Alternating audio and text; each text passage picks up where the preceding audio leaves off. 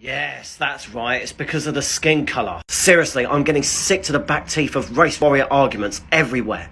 Any opportunity, you'll blame race. Whether it's distinguishing the illegal channel crossings and legitimate refugees, or support for the Ukraine war versus support for the war in Yemen. So let me hit both in one. It has absolutely nothing to do with skin colour.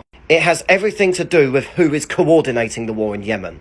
Look at the top one. Saudi Arabia, Qatar, and the UAE. You remember those guys? Our great allies, Clinton Foundation donors, our noble allies in Saudi Arabia. You know, countries where they still persecute homosexuals and throw people off of buildings, crucifixions, honour killings, blasphemy laws. Yeah, that's why nobody gives a damn about Yemen. It's got nothing to do with skin colour, it's got nothing to do with religion, it's got everything to do with the belligerents. Just like the channel crossings. It has nothing to do with skin colour, it has everything to do with the legal process. For example, Ukrainian refugees are not throwing away their passports and crossing the channel, or attempting asylum in multiple different countries and failing and jumping to the next one. Whereas the ones that are coming across the channel are. Every single country in the world has its own system that you have to go through if you want to be granted asylum there. You cannot just illegally cross the channel and expect to be housed.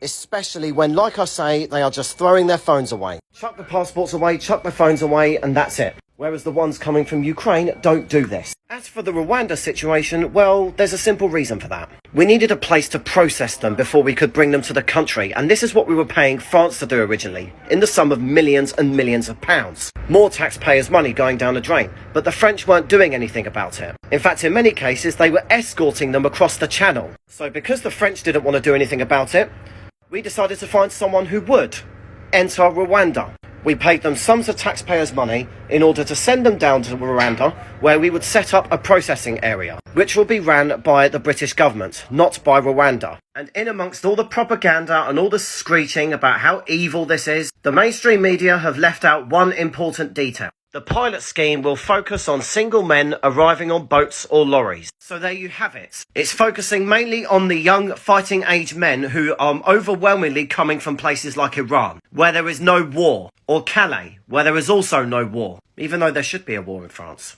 I'm joking. And the whole point of this process is to deter people from making that perilous journey across the channel and potentially losing their life. And to discourage the people smugglers, and to put a stop to the people who are just chancers who are trying to make a mockery of the system. Because if we don't do something, the numbers are just going to continue skyrocketing.